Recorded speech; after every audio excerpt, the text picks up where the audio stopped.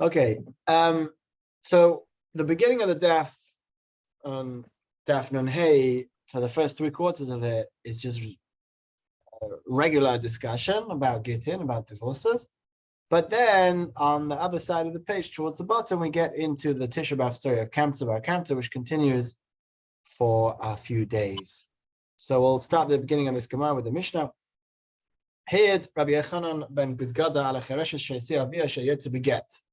Rabbi Yochanan, the son of Gudgada, he gave testimony that if you have a girl who's a deaf mute and her father marries her off, that she can get divorced. Actually, not deaf mute, actually, no, it is. And she was married off by her father.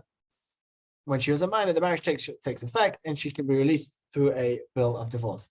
And similarly, a regular girl under the age of bas mitzvah that marries a kohen, she can eat truma. It's considered a proper marriage. And if she dies, the husband inherits her. Again, it's a proper marriage. A stolen beam. This is a famous Mishnah. A stolen beam that got built into a house. You don't have to tear down the whole house to return it. The thief just has to return the money. Because otherwise, he's not going to repent. He's never going to do tshuva. He's never going to pay back if you're going to force him to tear down his whole house just because he stole a beam. Similarly, a stolen sin offering that gets burnt up and brought on the mizbeach, and people didn't know it was stolen, it still is okay if it's done for many people, because otherwise, it's the Gemara is going to explain what the problem is. What does it mean tikkun on mizbeach? Amar Rabbi says, "Ben Gudgada Amar le'edim Ru'u get zev." You can learn another thing from what we can learn from the witness testimony of Rabbi Yochanan ben Gudgada is, if a person says to witnesses, "Ru'u get zev shani noisin la v'chazav amar kinsi shtar chayv zeh harezu megareshes." If a person says in front of witnesses, not in front of his wife, "Hey, look, here's a divorce bill. I'm going to give it to my wife," and then he said to her, "Take this document," but he didn't tell her it was a divorce bill. According to this, we can see that she's divorced, even though she didn't know it was a divorce bill. Rabbi Yochanan ben Gudgada was of the opinion that you don't need the woman to know about it. So it's going to pshita, it's obvious. Amma said, when he gave her the divorce bill, he said it to document. He didn't say divorce bill, so maybe he was annulling the get. The husband has the power to annul the get even after the sofa writes it, the scribe writes it for him. Says the Gemara, says the Gemara, if he would have annulled the get, he would have told the witnesses, "I annulled the get," but the reason why he said it to her as a document, he was embarrassed to present it as a get. Next point from the Mishnah, we learn about a minor, a girl who's under the age of bas mitzvah, that when she gets married, she's properly married, she can eat truma if she's married to a kohen. But it seems to be that when we talk about a girl who's a deaf mute, she can't eat. Why? Why can't she eat truma? Normally, if you're married to a kohen, you can eat truma. Why? Because maybe if it's a deaf mute who's married to a deaf mute, and the marriage is not real a proper marriage because they're not of sound mind. So if a deaf mute wife who's married to a regular husband eats truma, maybe a deaf mute wife who's married to a deaf mute kohen will also eat truma, which is not allowed. Why not? Why can't they eat? If they're deaf mute, they get the status of a shoita because they can't hear, because they can't speak. Then their intellect will, by default, be deficient to the point where they're potter for a mitzvah. So who cares if they eat? As we rule, that a child can eat treifus and nevelis and pork. Now we don't feed it to them, but if they eat it, and nobody, if you're not the father and you're not the base, you're not obligated to stop them. So who cares if a deaf mute eats treifus and nevelis? It might go another step. Maybe if he is a sound man and she's not, so he's not of sound mind because he's a deaf mute and she's not. She's the same mind, maybe that is a problem. Why don't they eat truma drabanan? Even though there's some things that are rabbinical truma and some things are biblical truma, we had to decree about both because otherwise it will be an issue. Okay. The next point we learned was the interesting rule about a thief that steals a beam doesn't have to tear down the whole house. Rather, he just pays back cash. Normally, a thief has to return the item. In this case, not. Tan Rabbanan, we learned Gazal Mirish B'nai Babira. Same case, somebody steals a beam and builds it into a building. Beis Shammai, Beis Shammai, and they say you have to uproot the whole house and return the beam. Beis Hillel are of the opinion that you don't have to tear down the house, and sure enough, the halacha, which is stated in our Mishnah, is that you don't have to tear down the whole house. Final case in the Mishnah was the Al-Chatos HaGezula, stolen sin offering, that we consider as if it atoned, even though it was stolen. You're not allowed to bring stolen offerings normally. Ola says, Ola says, biblically, from a Torah perspective, whether it was known or not known that this was stolen at the time, it's not a real atonement. My time at Yesh Kedilai Kani, because the owner giving up is not sufficient to give the acquisition, to give it to the person bringing the sacrifice. Therefore, the person that bringing the sacrifice doesn't own it. If you don't own it, you can't bring it as a sacrifice. And why was it that they said that if it wasn't known at the time, it's considered a sacrifice? In order that the kohanim don't get depressed and upset. Why? Because if they're going to put all this effort in, and then they're going to bring up the sacrifice, and more importantly, Rashi says they're going to eat chulin because it's not holy, and they're going to eat chulin in that zara, which is strictly forbidden, and they're going to become like they did in Avera, even though it's by mistake, and they're not going to be happy doing their job. So therefore, we said it's considered that it atones. Says Gemara, if you remember our Mishnah says the reason why a stolen sin offering is considered okay is because tikkun hamizbeach. It's a fix for the mizbeach, not a fix for the kohanim.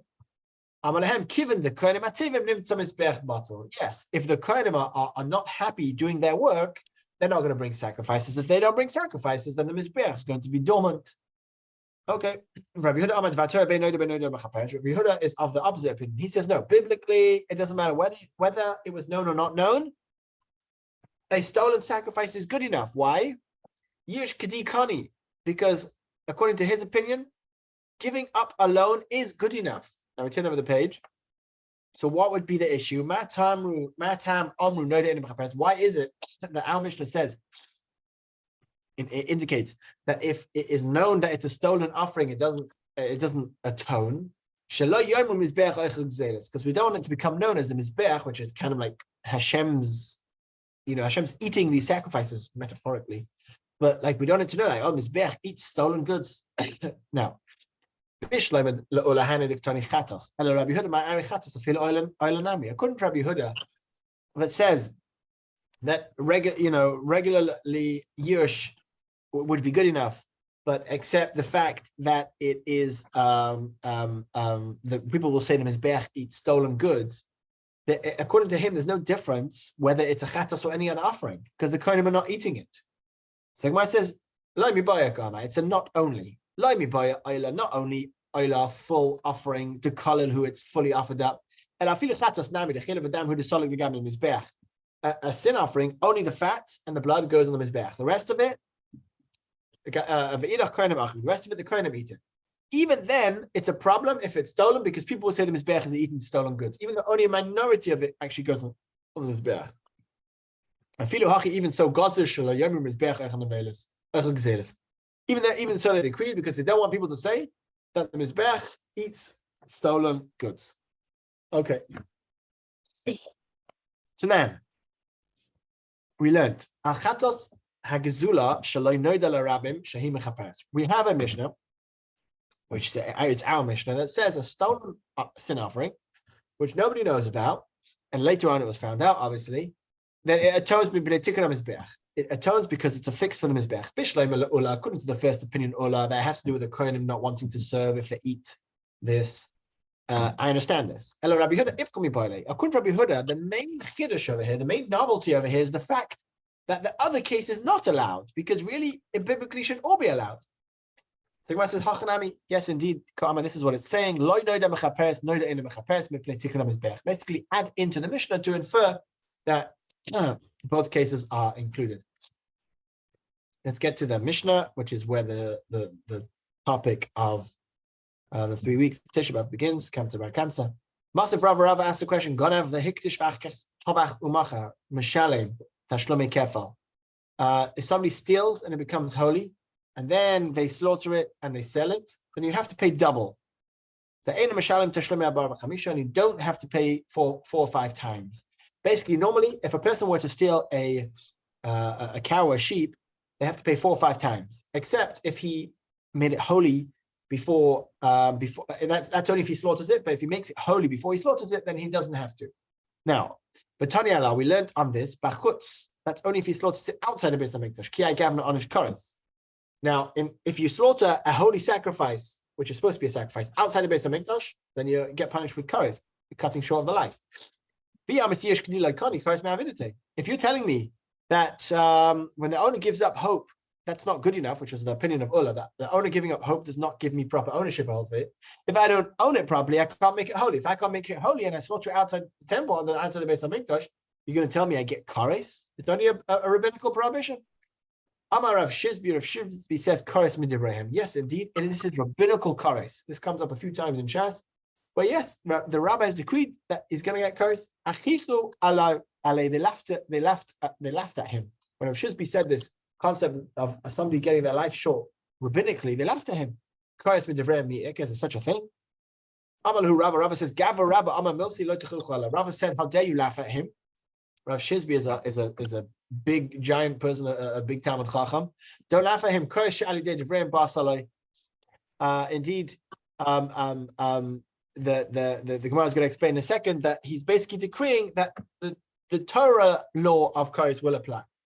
What does that mean? That means the rabbis have control over money because the Jewish courts have control over money. It's called Hefker and Hefker and other things. So because they have control over money, they made it his in order that when he brings up the sacrifice outside of the temple, he will get the biblical law of kares. So therefore, it is possible for the rabbis to, in this case, enable him to get kares, get a cut off life. Now that we're learning that the rabbis put it in his property so that he gets the higher punishment, do they put it in his property from the time he sold it, or only from the time he made it holy? What's the difference? What's the difference?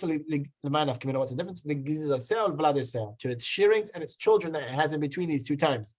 What's the halacha? Rava says it makes sense that the rabbis only put this animal in his property from the time when he made it holy, because they wouldn't want him to benefit. They don't want a sinner to benefit, and if you make it his from beforehand, he benefits from the shearings and the children that are born in the meantime. Okay, and now we come to this fascinating Mishnah, which leads on to the amazing Gemara about this episode of Kamtza bar Kamtza. Loi haya sekrikain bihuda. Now, sekrikain, says Rashi, is a non-Jews that used to murder, and Jews would give them, by force, they would give them property to be able to survive. And it's basically like it's like money or your life. It's like, give me your property or your life. So the Sekrikans are these bandits, whatever you want to call them. There was never Sekrika in Yehuda. The Gemara is going to explain what this means. But there was no bandits in Judea and Yehuda at the time of the war of Titus, the destruction of the second Beis HaMikdash, which was in, obviously Yerushalayim and Judea. But there is this concept of bandits after basically the destruction of the second Beis HaMikdash, after the war, after the Titus destroyed the Beis HaMikdash. Ketzad. Now, what's the ramification of there being this concept of bandits? If a person bought something from a bandit, i.e., I bought it from the non-Jewish bandit, and then I bought it from the owner, from the original owner, mikre bottle. The whole sale is null and void, right? Rashi explains, because presumably the owner sold it to me out of fear, because the bandit wants to be able to sell the property. So the bandit sold it to me. Now I took the property from the bandit. Now the owner sold it to me. Presumably the owner sold it to me in fear, because otherwise the bandit's going to come back and kill him. What happens if I bought it from the owner and then I took it off the bandit? I bought it from the bandit. The owner sold it to me first. We don't assume that he did it out of fear. Similarly, if there's land that is designated for the dowry, for the ksuba, the marriage document of a marriage, if I buy it from the man and then I buy it from the woman, it's null and void, because it could be the woman sold it to me out of fear, just not out of fear, but to make her husband happy, says Rashi.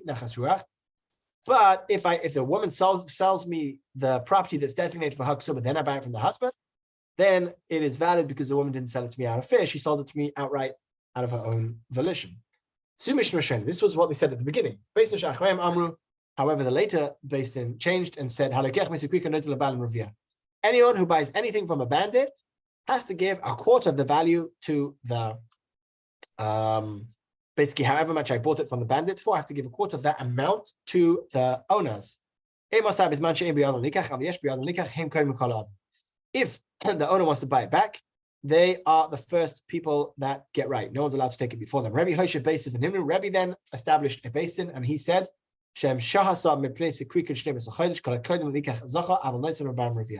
if this was on the market from the bandit for more than 12 months, then anyone could buy it, but they still have to give the original owner a quarter. Anyway, this is at the time when there's a lot of anti-Semitism, obviously, and the bandits used to just take properties, so they had to make rules about what's the laws of these properties if they then get sold on. Now, doesn't work. You're telling me that only until the destruction of Beis Hamikdash, the story of Titus, then there was bandits. Afterwards, there's no more bandits. What? So the opposite. During the war, there was no bandits, and then afterwards there was bandits. What's going on? Explains. They didn't apply the law of bandits, which the mission discussed. That's what it means to say. Amar Basi says, Gimel Gezeres Gazru al Gezeres Kamaisa. Al Gezeres. They established 3 separate decrees. Gezeres Kamaisa, the first ruling is Kol Deloi Kotel Liktelinhu. Anyone that doesn't kill, i.e., if you don't kill a Jew, if you see that Jew, this is a decree for Gentiles, the Romans made. If you don't kill a Jew, you'll be killed. That's how much they want to get rid of the Jews. Mitzvah, so the second rule they made is called a katil laisi arba zuzi. Anyone that kills a Jew gets 4 zuzi. So that's how cheap. 4 silver coins, or whatever, even less than silver coins. Probably this is a value of like $20, $30, nothing. So the final law they made is called the katil likteluhu. The final law they made is that anyone that kills, I think it's if a Jew kills someone else. Let me see what this means. Call the katil.